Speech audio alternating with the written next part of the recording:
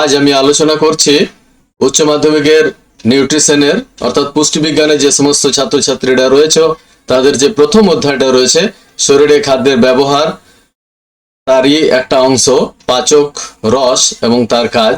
তো অন্য ভিডিওতে আমি অন্যান্য পাচক রসগুলো আলোচনা করেছি। আজকে যেটা করছি সেটা হচ্ছে অগ্ন্যাশয় রস ও তার কাজ।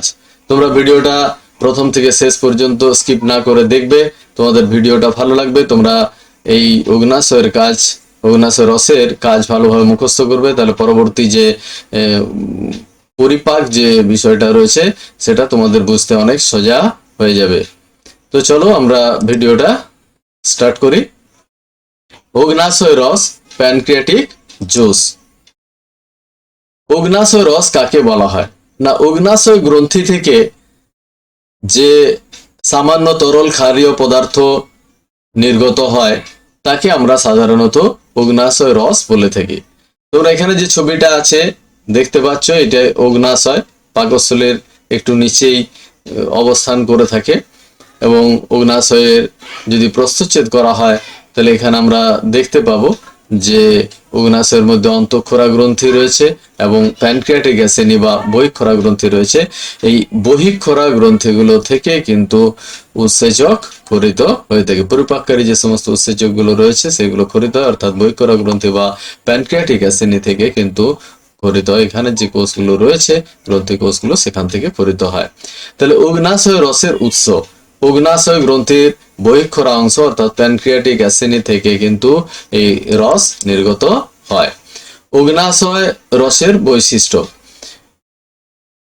প্রতিদিন প্রায় গড়ে 500 ml থেকে 1500 ml পর্যন্ত খরিত হয়ে থাকে। যখন আহার খাওয়া হয় তখন বা প্রতি আহারে আমরা যদি বলে থাকি তাহলে 500 ml এবং গড় যদি আমরা ধরি তাহলে 1500 ml খরিত হয়ে থাকে। প্রকৃতি হচ্ছে সামান্য ক্ষারীয় প্রকৃতির এবং পিএইচ হচ্ছে 8.0 থেকে 8.3। আপেক্ষিক গুরুত্ব বা স্পেসিফিক গ্র্যাভিটি হচ্ছে 1.010 থেকে 1.001।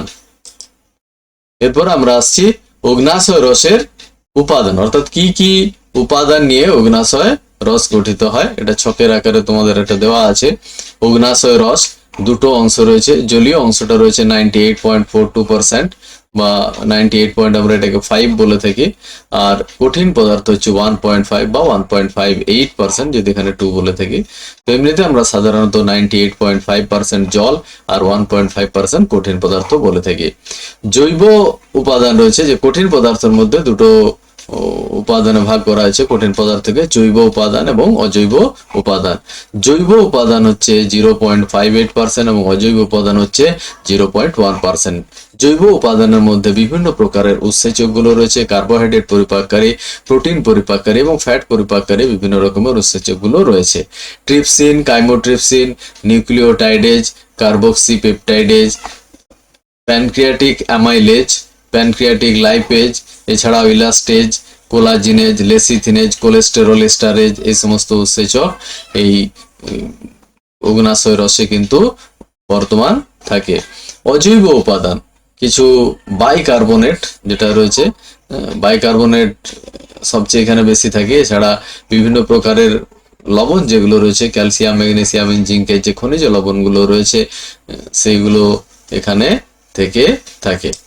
এবার আমরা সেটাকে একটা উপাদানটাকে আরো পরিষ্কার করে এখানে করে দেওয়া হয়েছে। তোমরা ছকটাতেও করতে পারো বা এগুলো ছকে আরো ভালো করে লিখেও তোমরা করে নিতে পারো। যেমন কঠিন 98.42%, এই জলটা হচ্ছে 98.42%, কঠিন পদার্থ 1.58%। অজৈব উপাদান, কঠিনের মধ্যে যে অজৈব উপাদান রয়েছে 1% সোডিয়াম বাইকার্বনেট এবং সোডিয়াম ক্লোরাইড রয়েছে, পটাশিয়াম ক্লোরাইড রয়েছে, ক্যালসিয়াম ক্লোরাইড রয়েছে, ক্যালসিয়াম ফসফেট রয়েছে, বিভিন্ন প্রকারের খনিজ লবণগুলো কিন্তু এখানে থাকতে দেখা যায়। জৈব উপাদান যেগুলো রয়েছে 0.58% এর মধ্যে আমরা আগে বললাম যে বিভিন্ন ধরনের উৎসেচক রয়েছে। শর্করা পরিপাককারী উৎসেচক যেমন অগ্ন্যাশয় অ্যামাইলেজ বা প্যানক্রিয়াটিক অ্যামাইলেজ, প্রোটিন পরিপাককারী হচ্ছে এন্ডারোপেপটিডেজ বা এন্ডারোকাইনেজ বলে থাকে, ট্রিপসিন, কাইমোট্রিপসিন, কার্বক্সিপেপটিডেজ, ইলাস্টেজ, কোলাজিনেজ, নিউক্লিওটাইডেজ এবং নিউক্লিওসাইডেজ যেটা রয়েছে। ফ্যাট পরিপাককারী হচ্ছে অগ্ন্যাশয় লাইপেজ বা প্যানক্রিয়াটিক লাইপেজ, এই অগ্ন্যাশয় রসের মধ্যে কিন্তু থেকে থাকে। তোমরা এখানেও এইগুলোকে ভালো করে লিখতে পারো। এরপর আমরা চলে আসছি অগ্ন্যাশয় রসের কাজ, functions of the pancreatic juice. প্রথম যে কাজটা হচ্ছে সেটা হচ্ছে পরিপাক কাজ, অর্থাৎ ডাইজেস্টিভ ফাংশন, অর্থাৎ খাদ্য পরিপাকে সাহায্য করে থাকে। যে উৎসেচকগুলো রয়েছে সেই উৎসেচকের ক্রিয়া এখানে আমরা বলছি। প্রথম যেটা রয়েছে অ্যামাইলোলাইটিক উৎসেচকের ক্রিয়া বা কার্বোহাইড্রেট পরিপাককারী উৎসেচকের ক্রিয়া। প্যানক্রিয়াটিক অ্যামাইলেজ গ্লাইকোজেন ও সেসারের আলফা 1,4 যে গ্লাইকোসিডিক লিঙ্কেজ বা বন্ধন রয়েছে তাকে ভেঙে কি করে থাকে, মল্টোজে পরিণত করে থাকে। তোমরা এখানে দেখছো একটা সমীকরণ আকারে দিয়ে দেওয়া আছে, গ্লাইকোজেন ও সেসার প্যানক্রিয়াটিক অ্যামাইলেজ কি করছে, তাকে ভেঙে মল্টোজে পরিণত করে। প্রোটিওলাইটিক উৎসেচকের ক্রিয়া, প্রোটিন পরিপাককারী উৎসেচকের ক্রিয়া। ট্রিপসিন, কাইমোট্রিপসিন, কার্বোসিপেপটিডেজ প্রভৃতি প্রোটিওলাইটিক উৎসেচক কিন্তু প্রোটিনকে আর্দ্র বিশ্লেষিত করে ধীরে ধীরে অ্যামাইনো অ্যাসিডে কিন্তু পরিণত করে। অগ্ন্যাশয় রসের যে এন্টারোপেপটিডেজ বা এন্টারোকাইনেজ রয়েছে সেটি নিষ্ক্রিয় ট্রিপসিনকে সক্রিয় ট্রিপসিনে পরিণত করে, এবং এই ট্রিপসিন এক ধরনের এন্ডোপেপটাইডেজ। এটি প্রোটিন অণুর যে কেন্দ্রীয় পেপটাইড বন্ধনগুলো রয়েছে বা মাঝখানে যে পেপটাইড বন্ধনগুলো রয়েছে সেগুলোকে ভেঙে পলিপেপটাইড, লোয়ার পেপটাইড এবং সামান্য পরিমাণে অ্যামিনো অ্যাসিড পরিণত করে থাকে। ট্রিপসিনের ক্রিয়া আমরা এখানে পরপর এখানে দেখানো হয়েছে এবং পরপর সেভাবেই কিন্তু ভেঙে যায়। প্রত্যেকটা ধাপে ট্রিপসিন কিন্তু কাজ করে থাকে। প্রোটিন ট্রিপসিনের ক্রিয়ার ফলে ক্ষারীয় মেটা প্রোটিন, সেখান থেকে প্রাইমারি প্রোটিওজ, সেখান থেকে ট্রিপসিনের সাহায্যে সেকেন্ডারি প্রোটিওজ, তারপরে সেখান থেকে ভেঙে আবার পেপটোনে পরিণত হয়। পেপটোন থেকে ট্রিপসিনের সাহায্যে ভেঙে পলিপেপটাইড থেকে ট্রিপসিনের সাহায্যে ভেঙে ক্ষুদ্রতর পেপটাইড, এবং পরে সেই ক্ষুদ্রতর পেপটাইড থেকে একটা করে অ্যামিনো অ্যাসিড কিন্তু আলাদা হয় এই ট্রিপসিনের ক্রিয়ার ফলে। অর্থাৎ ট্রিপসিন একাই কিন্তু প্রোটিনকে ভেঙে অ্যামিনো অ্যাসিডে কিন্তু ধীরে ধীরে পরিণত করতে পারে, এবং প্রত্যেকটা ধাপ এইভাবে সে কিন্তু ভেঙে থাকে। চলো আমরা চলে যাই কাইমোট্রিপসিনের ক্রিয়া। কাইমোট্রিপসিন নিঃসৃত হয় নিষ্ক্রিয় কাইমোট্রিপসিনোজেন রূপে। ট্রিপসিন যে উৎসেচকটা রয়েছে সেই ট্রিপসিন উৎসেচক কি করে থাকে, নিষ্ক্রিয় ওই কাইমোট্রিপসিনোজেনকে সক্রিয় কাইমোট্রিপসিনে পরিণত করে। এবং কাইমোট্রিপসিন এক ধরনের এন্ডোপেপটিডেজ, এটিও সাধারণত কি করে থাকে, প্রোটিন পরিপাককারে সাহায্য করে থাকে। এটি ক্ষারধর্মী পরিবেশে রেনিনের মতো দুগ্ধ প্রোটিনের তঞ্চন ঘটাতে সাহায্য করে থাকে। কার্বক্সিপেপটিডেজের ক্রিয়া। কার্বক্সিপেপটিডেজ নিঃসৃত হয় প্রোকার্বক্সিপেপটিডেজ রূপে, অর্থাৎ নিষ্ক্রিয় কার্বক্সিপেপটিডেজ রূপে। ট্রিপসিন প্রোকার্বক্সিপেপটিডেজ যেটা রয়েছে, কার্বক্সিপেপটিডেজ যেটা রয়েছে সেই প্রোকার্বক্সিপেপটিডেজকে সক্রিয় কার্বক্সিপেপটিডেজে পরিণত করে, এবং কার্বক্সিপেপটাইডে যে এ এবং বি রয়েছে সেগুলি পলিপেপটাইড বা ক্ষুদ্র প্রোটিন অণুর মুক্ত কার্বক্সিল গ্রুপ বর্গের যে কাছের পেপটাইড বন্ধনটা থাকে সেই পেপটাইড বন্ধনটাকে ভেঙে এক একটি অ্যামিনো অ্যাসিডকে কিন্তু আলাদা করে বা পৃথক করে দেয়।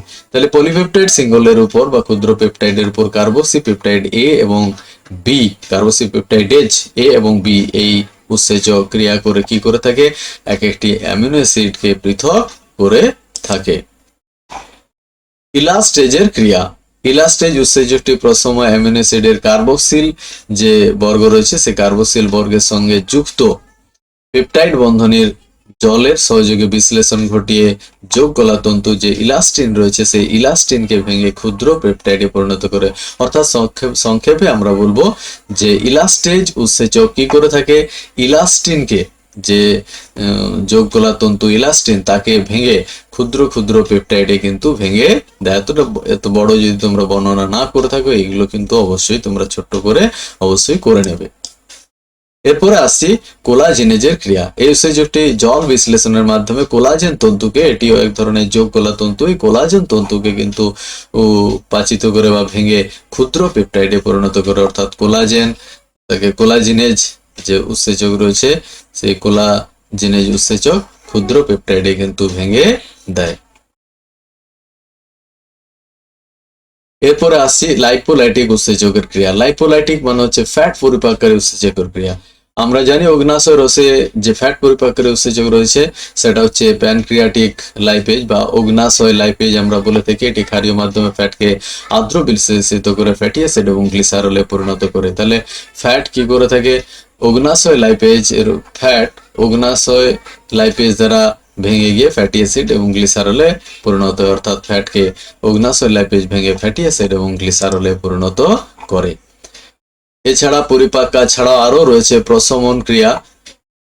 ক্ষারীয় অগ্ন্যাশয় রসে অবস্থিত বাইকার্বনেট আয়ন পাকস্থলী থেকে আগত যে আম্লিক বা অ্যাসিডিক যে পাকরস থাকে তাকে প্রশমিত করে থাকে, অর্থাৎ তার আর অ্যাসিড বা অম্লতা কিন্তু আর থাকে না।